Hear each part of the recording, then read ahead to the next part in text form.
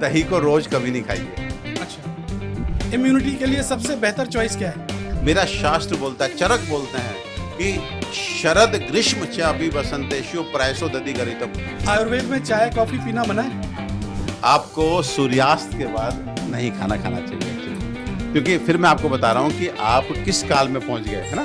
तो वो काल वहाँ पे अब चंद्र, आपने अभी बोला कि सूर्य काल चंद्र काल, तो चंद्र काल में शीतलता है, वहाँ पे हमारी अग्नि जो है उस तरह से आपको अटेंड नहीं कर पाएगी। क्या किसी फेयरनेस क्रीम को लेकर आपका रंग बदल सकता है? खाना पीना सदैव बैठ के होता है, क्योंकि जब आप एक तरह से खड़े होकर खाते हैं या पीते हैं तो आपका काफी कुछ सर्कुलेशन ब्लड का आपके पैरों में चला जाता है। जी, ब्रेकफास्ट स्किप करने से आपका वेट लॉस होता है? सुबह उठ करके एक गिलास पानी का पिया जाना, इस प्रकार पिए गए पानी के लिए मेरा शास्त्र बोलता है रोग जरा परिमुक्तो जीवेद वत्सर शतम से अग्रम। जो व्यक्ति सुबह उठ करके एक गिलास पानी पीता है वो रोगों से दूर रहता है, जल्दी से बूढ़ा नहीं होता, जीवेद वत्सर शतम से अग्रम, और 100 वर्ष से अधिक भी जी सकता है। चावल खाने से ब्लड शुगर बढ़ता है? कुदरत की बनाई हुई सबसे बेहतरीन चीज अगर कुछ है तो वो ये इंसानी शरीर है। और कहते हैं कि एक अरसा था, एक समय था जब हमारे पुरखे या हमारे जो पूर्वज थे वो 100 साल भी जी लिया करते थे, उनकी जिंदगी 100 साल भी होती थी। लेकिन उसके पीछे एक बड़ी वजह थी। वो बुनियादी वजह ये थी कि उनका जो खाना पीना था, जो आचार विचार था, रहन सहन का जो तरीका था, वो कुदरत को जेल करते हुए था, यानी नेचर से कनेक्ट करते हुए था। और काफी हद तक आयुर्वेद भी हमें ऐसा ही कुछ सिखाता है। तो हमने सोचा कि आखिर क्यों ना एक ऐसे शख्स को हम अपने न्यूज रूम में बुलाएं जो हमें ये बताए कि आजकल के लोग क्यों तरह तरह की बीमारियों में जकड़ते चले जा रहे हैं, क्यों जिंदगी का जो लाइफ स्पैन है, जो टाइम है, वो कम होता जा रहा है, हम आयुर्वेद से क्यों दूर होते चले जा रहे हैं, हमारा खाना पीना आचार विचार सब कुछ कैसा होना चाहिए जिससे हम निरोगी रहें और हमारी जिंदगी भी खुशहाल रहे। तो इसीलिए हमने सोचा कि हम क्यों ना डॉक्टर परमेश्वर अरोड़ा जी को बुलाएं। डॉक्टर परमेश्वर जी एमडी आयुर्वेद है और हमारे साथ हैं। बहुत बहुत शुक्रिया। नमस्ते, सभी दर्शकों को भी मेरा नमस्कार। अच्छा, सबसे बड़ी बात यह है डॉक्टर परमेश्वर जी बहुत मुस्कुरा रहे हैं, चेहरे पर ग्लो है। सर, ये जो ग्लो है ना, ये इतनी आसानी से आता नहीं, क्योंकि आजकल टेंशन, तनाव, डिप्रेशन, स्ट्रेस, तरह तरह की परेशानियां हैं। इसकी वजह क्या है?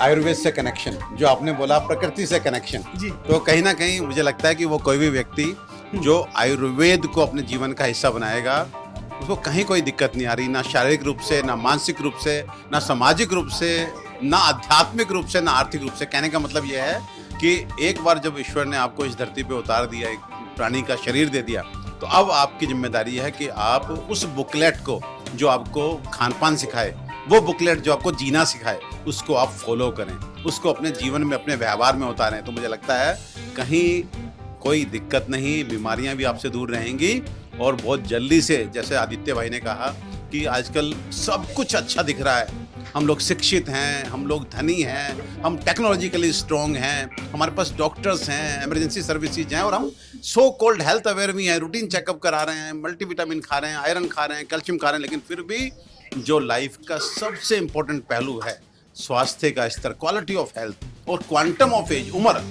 अभी आदित्य जी आपने बोला कि लोग 100 साल जी जाते थे आराम से, और आज सब कुछ दिख रहा है, सब कुछ होने के बावजूद भी 75 तक पहुंचना मुश्किल हो रहा है। बड़ी बात है। तो इसके पीछे का एकमात्र कारण है आयुर्वेद से दूरी, और अगर मुझे इतना मुस्कुराते हुए पा रहे हैं तो उसका मतलब है आयुर्वेद से कनेक्शन। देखिए, बहुत बड़ी बात कही है। एक हमारे बुजुर्ग ये बात कहते थे कि सुबह खाइए कुंवर सा, दोपहर यथा नरेश, भोजन लीजिए रात में जैसे रंक सुरेश। ये जो खाने का सलीका है कि सुबह में कितना खाऊं, दोपहर में कितना खाऊं और रात में कितना खाऊं, जिससे मेरा स्वास्थ्य ठीक रहे, मेरी जिंदगी बीमारियों से दूर रहे, ये जरा सलीका बताइए। देखिए, सबसे पहले तो कहना चाहूंगा कि आज के टाइम पे आदित्य भाई सबका एक ही रोना होता है कि सब खाद्य पदार्थ जो है उनकी क्वालिटी ठीक नहीं है, सब केमिकली जो है उनका कल्टीवेशन हो रहा है, तो चीज़ें अच्छी नहीं मिल पा रही। तो अगर आप अपने खान पान को ठीक करना चाहते हैं तो आपको 5 पैरामीटर्स पे ध्यान देना होगा। उसमें नंबर 1 पे डेफिनेटली क्वालिटी है कि आपका जो खाद्य सामग्री है उसकी क्वालिटी, उसकी गुणवत्ता कैसी है। लेकिन नंबर 2 पे उतना ही इम्पोर्टेंट है कि आप किस क्वांटिटी में खाएं। नंबर 3, किस कॉम्बिनेशन में खाएं, कौन सी 2 चीजें ऐसी हैं जो साथ में खाई जा सकती हैं और कौन सी 2 चीजें ऐसी हैं जो साथ में बिल्कुल नहीं खाई जानी चाहिए, ये भी हमें सीखना होगा। और नंबर 4, खाना खाने का समय भी उतना ही इंपॉर्टेंट है जितना जो है खाद्य पदार्थों की गुणवत्ता। और नंबर 5 पे जो आपको शायद हैरान करेगा कि खाना खाने का तरीका, यानी खाना किस तरह से खाया जाए, ये भी जानना बहुत जरूरी है। तो आदित्य भाई 5 चीजें मैंने बताई मतलब हैं। बहुत बड़ी बात कह रहे हैं कि क्वालिटी, वो सलीका भी नहीं पता कि हम बिल्कुल खाना नहीं। कैसे खाना चाहिए। अब सलीके बहुत बड़ी की बात है। मैं एक शुरू में ही क्या है कि ये कथा भी चलती रहेगी, प्रसाद भी साथ साथ बढ़ता रहे, यकीनन। हैं? तो अब जैसे खाना खाने का सलीका की हमने बात की, देखिए आदित्य भाई हमारे खाने के 2 हिस्से, जी। एक सॉलिड एक लिक्विड। बिल्कुल। आपके सामने जब खाना लग के आता, चाहे वो दोपहर का हो चाहे रात्रि का हो, तो उसमें आप डिफरेंशिएट कर सकते हैं कि ये वाला सॉलिड वाला पार्ट है, ये लिक्विड वाला लिक्विड पार्ट। पार्ट। वो व्यक्ति जो खाने के सॉलिड पार्ट को पिएगा और खाने के लिक्विड भाग को, लिक्विड से कहने का मतलब पानी जो पड़ा है, छाछ जो पड़ा है, जूस या सूप जो पड़ा है या रसेदार कोई भी चीज पड़ी है, उसे खाएगा। आई रिपीट, सॉलिड को पिएगा और लिक्विड को खाएगा, वो समझ लीजिए वो बीमारियों से दूर होता चला जाएगा। बहुत महीन और बहुत बारीक बात है। सॉलिड खाने को को पिएंगे, पिएंगे, सॉलिड को पिएंगे, सॉलिड को पिएंगे और लिक्विड को खाएंगे। मतलब अब इसका मायने समझाइए। आप जब सॉलिड चीज उठाते हैं, उसमें रोटी है, चावल है, दाल है, सब्जी है, तो इसको इतना च्यू करना, इतना चबाना है कि जब वो मुंह से फूड पाइप यानी ओइसोफेगस क्रॉस करे तो वो इतना गल जाए कि उसे बोलते हैं कि सॉलिड को पीना। आपके पेट में जब पहुंचे तो वो तरल होके, रसा होकर के पहुंचे।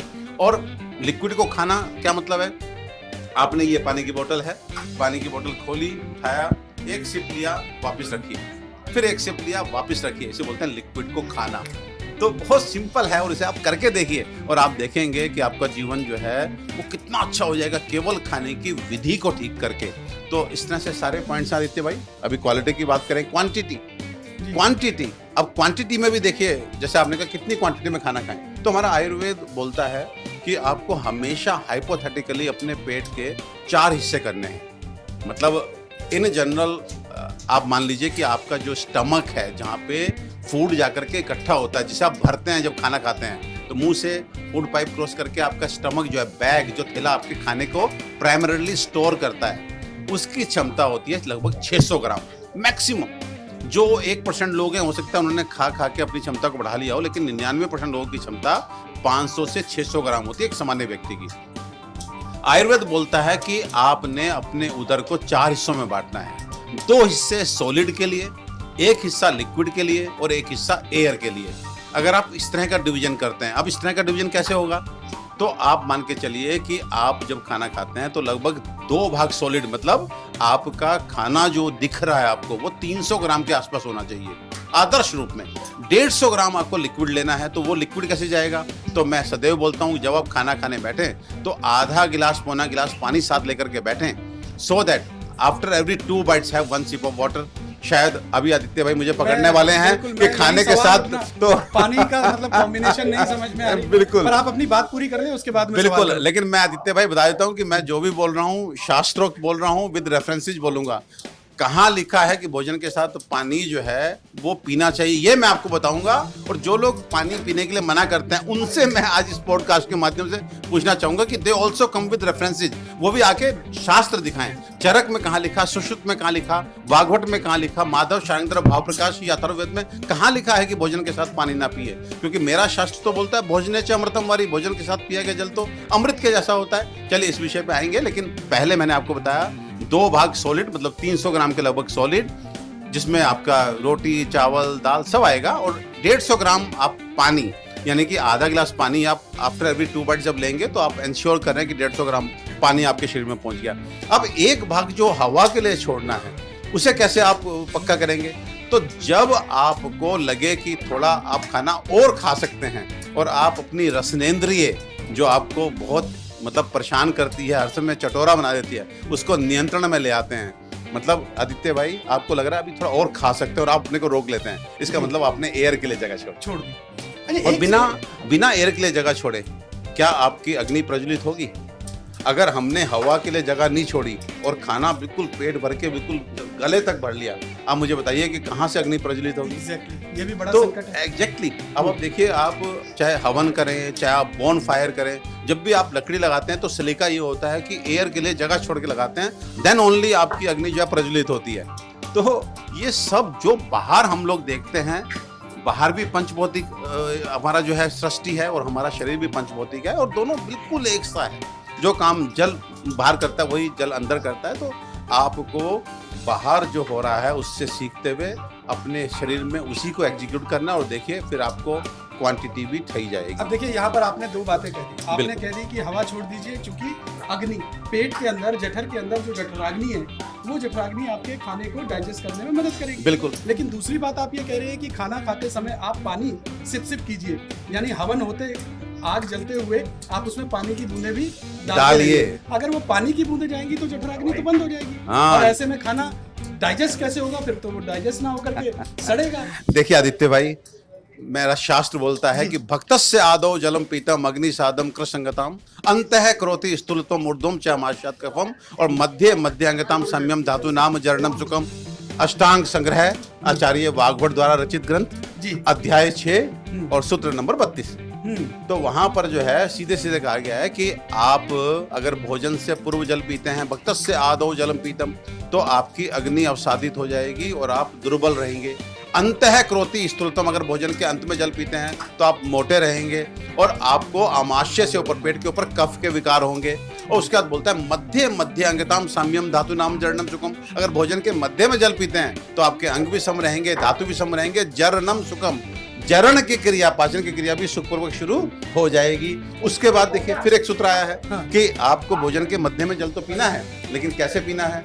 तो वहां आचार्य भाव प्रकाश लिखते हैं कि अति अम्बुपानाच, अगर अधिक मात्रा में जल पिया तो पच्यते अन्नम, तो अन्न नहीं पचेगा, और निरंबुपानाच शैव दोष है, बिल्कुल नहीं पिया तो भी दोष है। तो तस्मान नरो वन्नी विवर्धनाय, आदमी क्या करे कि उसकी अग्नि, जो आप चिंता कर रहे हो कि अग्नि ना बुझ जाए, तो अग्नि भी जलती रहे और खाना भी पच जाए। तो बोलता है मुहुर मुहुर वारी पीवे तबूरी। मुहुर मुहुर मीन्स बार बार, वारी मीन्स पानी, पीवेत मीन्स पिए, अबूरी मीन्स थोड़ा थोड़ा।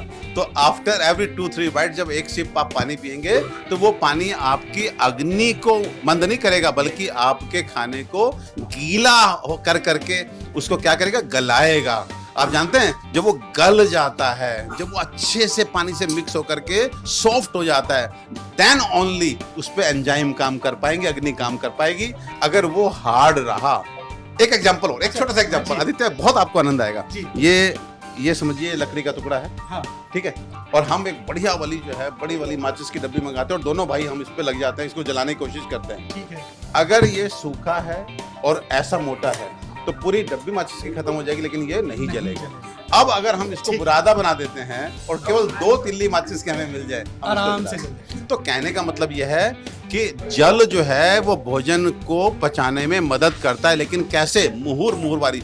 हवन में भी आप देखते हैं कि पंडित जी थोड़ी थोड़ी देर बाद छींटा मरवाते हैं, लेकिन उतना जल एक साथ डाल देंगे तो अग्नि बुझ जाएगी। होता क्या है, हम लोगों की आदत है कि गिलास का पानी लिया और गट गट गट गट करके पानी पी गए, तो ये सलीका गलत, ये गलत है। ये तो आपको कभी भी नहीं करना है, आपको भोजन के साथ नहीं, भोजन के बाद भी नहीं ऐसा करना है। तो खाना खाने के कितनी देर के बाद हमको पानी पीना चाहिए? सलीका क्या है? देखिए, अगर आप मुझसे पूछते हैं कि भोजन के बाद कब पानी पिएं, तो 2 टाइम तो ऐसे है कि जहां पर आपको प्यास हो ना हो आपको पानी पीना है। जैसे अगर आपने 1 बजे दोपहर में खाना खाया तो 3 बजे और 5 बजे, यानी कि 2-2 घंटे के अंतर पे 2 बार आपको आधा गिलास पानी, बोलते हैं निष्पिपासो अपि पिबेत, यानी प्यास ना हो तब भी पीजिए। यावत्ते क्लेदयन्ते अन्नम, जिससे आपका जो अन्न है ना वो गीला होकर पकता रहे। आदित्य भाई, दाल पकानी है, बिना पानी के पका देंगे? सवाल ही पैदा नहीं है। चावल पकाना है, बिना पानी के पका देंगे? सब्जी नहीं ना। तो ये जो आप बाहर देखते हैं किचन में कि चावल में आप पानी मिलाते हैं, दाल में, ऐसे ही भोजन को गीला रखने की जिम्मेदारी भी हमारी है। और दिन में, रात में ये काम प्रकृति करती है क्लेदक कफ के रूप में। तो कट छोड़ करता हूं कि दोपहर में भोजन के बाद 2 बार 2-2 घंटे के अंतराल पे आपने आधा गिलास पानी निष्पिपासो, प्यास ना हो तब भी पीना है, सो दैट यावत्ते क्लेदयन्ते अन्नम, जिससे आपका अन्न गीला होकर पकता रहे। लेकिन साथ में क्या बोला? अति क्लेदो अग्नि नाशने, अगर अधिक पी लिया तो अग्नि का नाश हो जाएगा। बहुत शानदार है आदित्य, बहुत शानदार है। एंड उसके बाद ये असेंशियल समय है। इसके बाद जब आपको प्यास लगे इन सब बाउंडेशन से बाहर आ जाइए कि खाने के 45 मिनट बाद पानी पीना है कि 1.5 घंटे बाद पानी पीना है। खाने के बाद जब प्यास लगे आपको पानी उठाना है, लेकिन पीना नहीं है, खाना है। पानी खाना, सिप सिप करके पीना है, सिप करके। पानी किस गट-गट लिए? करके पी नहीं जाना। किस लिए? इसलिए हाँ। बड़ा व्यवहारिक। आदित्य भाई, आज हम बैठे ही हैं तो कुछ काम की चीज अपने व्यूअर्स तक पहुंचाएं, है ना? बेशक। तो आपके पेट में, स्टमक में जब आप खाना पहुंचाते हैं तो लगभग वेजिटेरियन फूड को स्टमक में 4 से 5 घंटे रुकना होता है और धीरे धीरे गल गल के छोटी आंत में जाना होता है, जहां पर फिर वो डाइजेस्टिव एंजाइम उस पर काम करते हैं, वो खाना पचता है। आपने 1 बजे खाना खाया, भर पेट खाना खाया, उसके बाद आप, गर्मी का समय था, किसी ज्ञानी ने आपको कहा 45 मिनट बाद पानी पी लीजिए। 1 लीटर की बोतल ठंडी सी आपके हाथ में लग गई और आपने गड़गड़ करके उस पानी को पी लिया। जानते हैं वो क्या करेगा?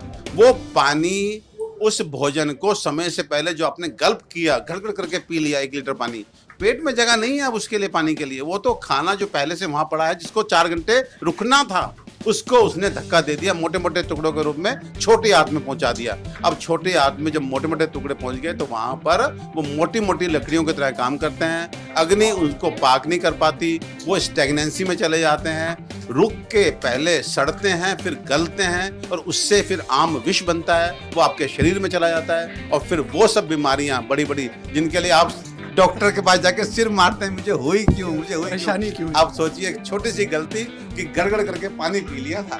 और देखिए सबसे बड़ी समस्या क्या पहली जो समस्या पैदा होगी कि आपका खाना डाइजेस्ट नहीं होगा, खाना सड़ेगा, वहां से कॉन्स्टिपेशन पैदा होगा, और कॉन्स्टिपेशन तो फिर तरह तरह की बीमारियों की जननी है। मतलब फिर तो कितने आदित्य भाई, बहुत सारे लोग तो कॉन्स्टिपेशन ठीक करने के लिए पानी पी रहे हैं। मैं तो आज इस पॉडकास्ट के माध्यम से ये पूछना चाहता हूँ कि पानी पी के कितने लोगों की कब्जी ठीक हुई? क्योंकि आप याद कीजिए, पहले कभी 1 गिलास पानी सुबह खाली पेट पीते थे तो मोशन हो जाता था, फिर 2 पे आ गए, फिर 4 पे आ गए, फिर जग भर के पीते हैं, फिर घूम के आते हैं, कॉफी पीते हैं, फिर भी नहीं होता। अरे अगर पानी से किसी की कब्जी ठीक करनी होती तो 5-5, 10-10 साल से आप लोग लगातार पानी पी रहे हैं, आपकी कब्जी तो बढ़ती चली जा रही है। इसका मतलब कुछ उल्टा हो रहा है। कब्जी का होना आदित्य भाई एक सिम्टम है इंडाइजेशन का। आपको खाना सही से नहीं पच रहा, आपके बॉडी टाइप के हिसाब से कभी आपको कब्जी हो जाएगी, कभी गैस बनेगी, कभी एसिडिटी हो जाएगी, यही होता है ना। तो अगर किसी को ऐसा हो गया, अजीर्ण हो गया, अपच हो गया या इंडाइजेशन हो गया, तो इसका मूल कारण क्या है? अग्नि मंद है, डाइजेस्टिव सिस्टम बढ़िया काम नहीं कर रहा, स्लगिश है। तो डाइजेस्टिव सिस्टम इज फायर। तो आपको क्या करना है? आपको फायर बढ़ाना था, सो दैट अजीर्ण ठीक हो जाए, लक्षण जो आ रहा है कॉन्स्टिपेशन वगैरह खत्म हो जाए। लेकिन आपने फायर को नहीं बढ़ाया, बल्कि फायर के यूनिवर्सल ओपोनेंट, इस दुनिया के सबसे बड़े विरोधी, जल को बढ़ा दिया और अपनी छोटी सी कब्जी को फिक्स कर लिया अपने शरीर में। सोचिए, ऐसी चूक कर रहे हैं। तो इसको ठीक करने का सलीका भी बता दीजिए। पानी को सही सलीके से पिए, जैसे मैं आपको बताऊंगा पूरा अभी। बिल्कुल ठीक। और नंबर 2 पे अग्निबल को बढ़ाएं। देखिए, जल ही जीवन है, बिल्कुल। जल ही जीवन का आधार है। मैं जल यानी पानी पीने के सलीके पर आऊंगा, उससे पहले एक सवाल मुझे बता दीजिए, इसका जवाब खाने का एक सलीका और बता दीजिए कि लोग अमूमन क्या कर रहे हैं आजकल कि सुबह का नाश्ता हल्का, दोपहर का भोजन ठीक ठाक या भारी, और रात में अति का भारी। और क्या सूर्य से रात के भोजन का क्या कनेक्शन है, ये आप आदित्य भाई देखिए, ये पिरामिड और इन्वर्टेड पिरामिड, ये सब कंसेप्ट जो है वो डिपेंड करते हैं कि आपका बेसिक कॉन्स्टिट्यूशन क्या है। अगर आप कफ प्रकृति के हैं और आप कफ के काल में, सुबह के काल में आप अधिक भर के भोजन कर लेते हैं, तो आप काम पे क्या जाएंगे? आप आलस आ जाएगा आपको, आप वहीं पे सुस्त हो जाएंगे। तो अगर आप कफ प्रकृति के हैं तो आप कफ के काल में, सुबह का जो काल होता है, जो 6 से 10 बजे तक का समय होता है, वो हमारा जो है कफ का काल होता है। तो वहां पर अगर आप खाना खा रहे हैं तो आपको हल्का खाना खाना चाहिए, क्योंकि वो कफ का काल है। और अक्सर आपने देखा होगा कि हमारे बड़े लगभग 10:30-11 बजे जो है उसे वो 1 टाइम 2 टाइम खाना खाते थे ना, 11 बजे के आसपास, शाम को 6 बजे के आसपास, ठीक है। तो 11 बजे मतलब पित्त का समय है। जो हमारा 10 बजे से और 2 बजे तक का समय है वो पित्त का समय है, उसमें अग्नि है। तो बेसिकली वो जो ब्रंच है वो अच्छा होना चाहिए, दैट शुड बी गुड जी। उसके बाद फिर आप जो है अपने शरीर की आवश्यकता के अनुसार, देखिए एक कंडीशन बता देता हूँ, शास्त्र हमारा बड़ा शानदार है आदित्य भाई जी। वो कहता है कि आप वो खाओ और उतना खाओ जितना आप पचा लो, ठीक है, ठीक है। और उसका लक्षण उन्होंने दे दिया, बड़ा शानदार है। वो बोलते हैं, उद्गार शुद्धि उत्साहो वेगो उत्सर्गो यथा उचित है, लघुता क्षुत पिपासा च जीर्ण आरस्य लक्षण। वो बोलता है कि भाई मैं आपने शर्त लगा दी कि खा चाहे वो वेजिटेरियन खा लो, चाहे नॉन वेजिटेरियन खा लो, चाहे सुबह खा लो, चाहे शाम को खा लो, लेकिन एक कंडीशन लगा दी भाई खाना आप पचा सकें। तो पचाए मिस जीर्ण हो जाए, इसका लक्षण क्या है? कितना सिंपल, उद्गार शुद्धि। खाना खाने के बाद शुद्धि की उद्गार है, खट्टी डकारे ना है। ओके, उद्गार शुद्धि, उत्साह। खाना खाया और फिर कभी अब खाना खा लिया, अब बताओ काम बताओ, काम करने का उत्साह उत्साह होना चाहिए, खुशी होनी चाहिए। उद्गार शुद्धि उत्साह। वेगो उत्सर्गो यथा उचित है, वो खाना जो आपको मल मूत्र की एकदम सही समय पे प्रवृत्ति करा रहा हो, कि आप सुबह उठे एकदम से एक बार में फ्रेश हो गए, फिर सही समय पे 2-3 बार 24 घंटे में पेशाब करने के लिए चले गए। तो वेगो उत्सर्गो यथा उचित है। लघुता मीन्स शरीर में हमेशा हल्कापन महसूस करो। क्षुत पिपासा, चाहे समय से भूख लगे, समय से प्यास लगे, अगर ये हो रहा है तो आप जो मर्जी खाओ, जितना मर्जी खाओ। अच्छा, आजकल जो देर रात खाना खाने का चलन है, ये आयुर्वेद के लिहाज से कितना बहुत गलत है, बहुत गलत है। आपको सूर्यास्त के बाद नहीं खाना खाना चाहिए एक्चुअली, क्योंकि फिर मैं आपको बता रहा हूँ कि आप किस काल में पहुंच गए, है ना। तो वो काल वहाँ पे अब चंद्र, आपने अभी बोला कि सूर्य काल, चंद्र काल, तो चंद्र काल में शीतलता है, वहाँ पे हमारी अग्नि जो है उस तरह से आपको अटेंड नहीं कर पाएगी। तो इन जनरल देखिए, 2 आइडियल आदर्श समय जो है वो मैंने बताया कि 11 बजे के आसपास एक बढ़िया सा भोजन हो जाए, और उसके बाद जो है फिर आपका कहीं जाकर के 6 बजे के आसपास, मिस सूर्यास्त के आसपास, सूर्यास्त से पहले अगर भोजन हो जाता है, तो मुझे लगता है कि जो एक कहावत है, जो 1 टाइम खाए वो योगी, जो 2 टाइम खाए वो भोगी, और जो 3 टाइम खाए वो रोगी। तो हम सब 3 टाइम खा रहे हैं, और हम तीन टाइम खाने वाले सब लोग रोगी हैं। कोई तन से बीमार, कोई मन से बीमार। तो यानी योगी, भोगी और रोगी से बचना है और निरोगी रहना है, तो आपको खाने का ये सलीका अपनाना पड़ेगा। 11 बजे के आसपास खा लीजिए, और शाम को 6 बजे के आसपास, सूरज छिपने से पहले खाए तो बहुत अच्छा तो है, ज्यादा बेहतर है। बहरहाल, एक चीज और है, दही को लेकर के मैंने कई चीजें आपकी सुनी है, तो दही क्या शाम में खाना दही ठीक है? नहीं, ना नक्तम दधि मुंजीत। देखिए आदित्य भाई, मैं श्लोक बीच में इसलिए बोल रहा हूँ कि आज के टाइम पे आप जब व्हाट्सएप खोलेंगे, तो आप सोशल मीडिया के दूसरे प्लेटफॉर्म खोलेंगे, वहाँ तो थोक के भाव है ना।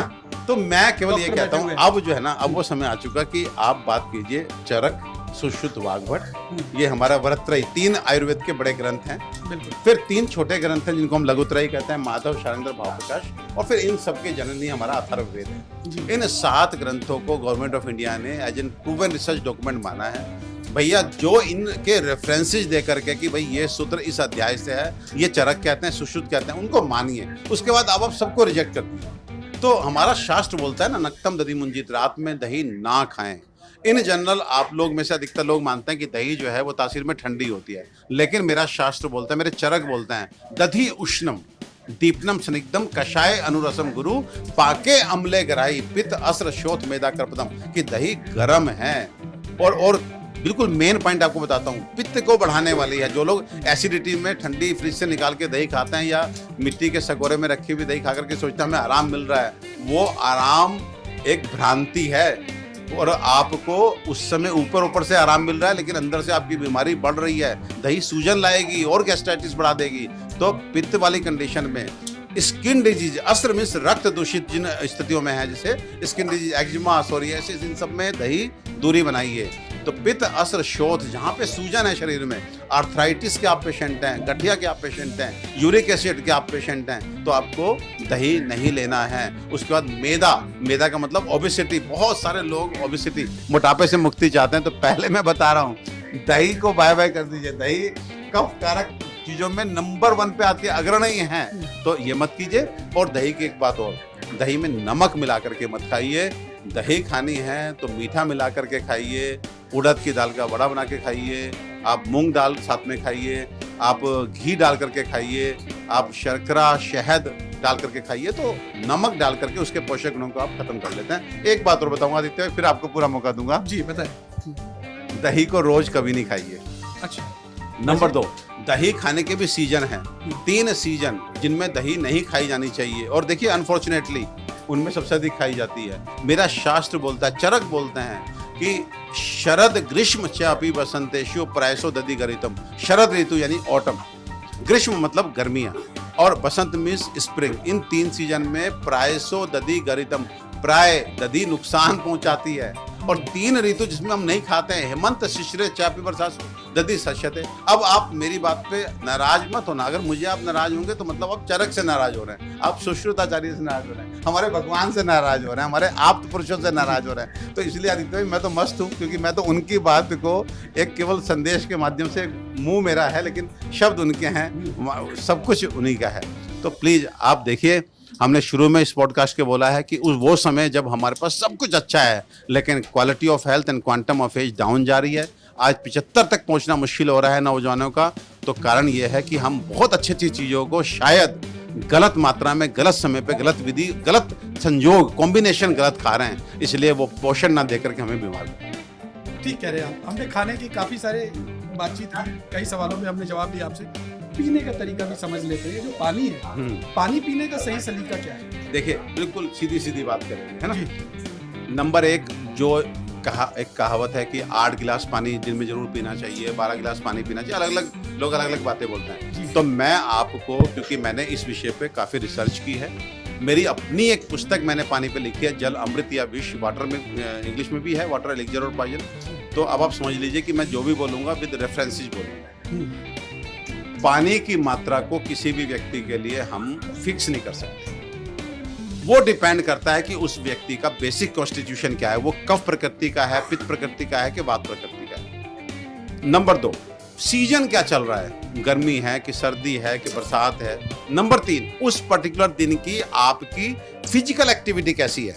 अगर आप सर्दी का मौसम है लेकिन आप बाहर खेल रहे हैं तो प्रोबेबली 8 गिलास तो आप पहले 2-3 घंटे में पी जाएंगे, और आपकी रिक्वायरमेंट भी, और आपको पीना भी चाहिए, डिहाइड्रेट थोड़ी होना है। तो कहने का मतलब है कि पानी की मात्रा कभी भी फिक्स नहीं की जा सकती।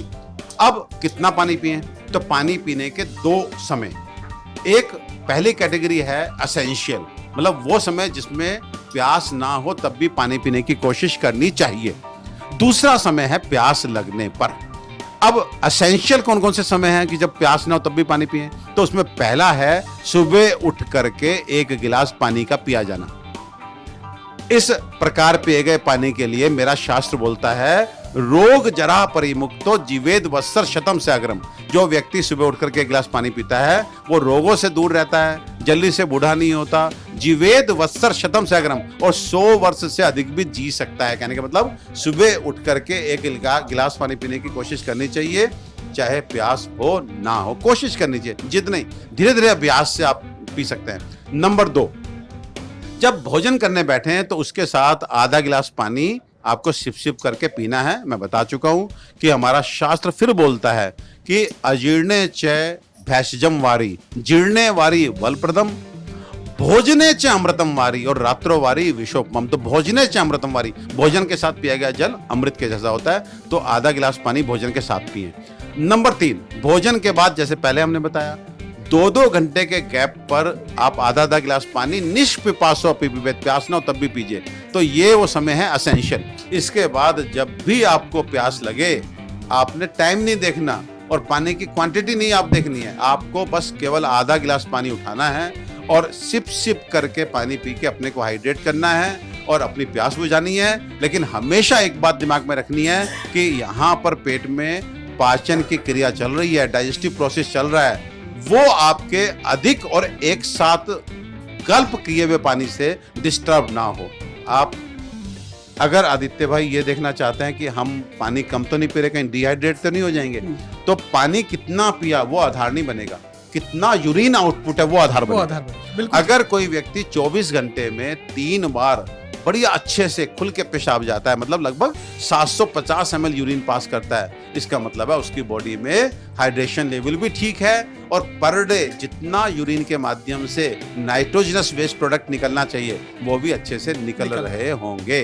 तो एक चीज और जानना चाहूंगा आपसे, पानी खड़े होकर के पीने से क्या नुकसान होता है? देखिए, साइंटिफिकली शायद बहुत अच्छे से एक्सप्लेन ना कर पाए, लेकिन खाना पीना सदैव बैठ के होता है, क्योंकि जब आप एक तरह से खड़े होकर खाते हैं या पीते हैं तो आपका काफ़ी कुछ सर्कुलेशन ब्लड का आपके पैरों में चला जाता है, क्योंकि आप पैरों से काम ले रहे हैं, आपने सारी एनर्जी खड़े होने पे लगा दी, तो जो ऊपर जो डाइजेस्टिव प्रोसेस है उसमें ब्लड सप्लाई कम होती है। तो इसलिए बेटर है कि आप बैठ करके पानी पिएं, और वो पानी जब आप खड़े होकर पानी पीते हैं तो प्रोबेबली, मैं श्योर नहीं हूँ, उसका एब्जॉर्प्शन बड़ा फास्ट हो जाता है, वो ब्लड में जल्दी पहुंच जाता है। जबकि हमें मुंह में भी रखना है, गले को भी तर करना है, और जो पेट में हमारा भोजन है उसको भी तर करना है उस पानी से। तो जब आप तेजी से खड़े होकर पानी पीते हैं, देखिए कोई भी काम जब आप खड़े होकर करते हैं तो तेजी से करते हैं, जब कोई काम बैठ के करते हैं तो आराम से करते हैं। तो आपको खाना पीना कभी भी तेजी का नहीं करना चाहिए और खड़े होकर। और हमने देखा भी हमारे घरों में जो हमारे पुरखे थे, हमारे बुजुर्ग थे, वो बैठ करके ही खाना खाते थे।